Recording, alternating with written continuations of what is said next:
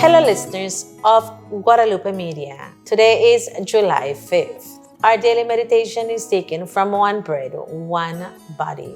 Today we celebrate Saint Anthony Marie Zachariah and Saint Elizabeth of Portugal. New Testament fasting.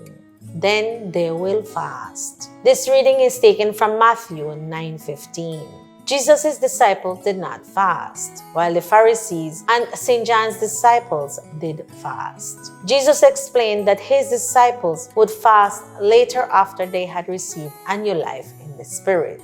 This was necessary because fasting in Jesus' name is so powerful, it would be incompatible with the old lifestyle. For example, Jesus' kind of fasting is sometimes very extreme. Jesus fasted for 40 days and nights. This was much longer than the Israelites' annual fast on the Day of Atonement, and even the 2 fast days per week of the Pharisees. Without the new life in the Spirit, we won't have the discernment, strength, and purity of motivation, which is important for an extensive fast. Jesus' kind of fasting was also different from Old Testament fasting because it was an action more than a reaction. Old Testament fasting was usually a reaction to sin and its disastrous results. However, Jesus used fasting to inaugurate his public ministry. The church at Antioch likewise fasted in order to launch first missionary journey.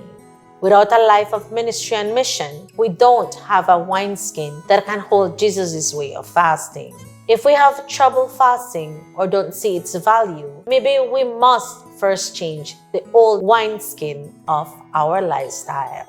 Prayer. Father, lead me to drastically change my lifestyle. May I then experience a great need to fast. Promise, let peoples serve you and nations pay you homage.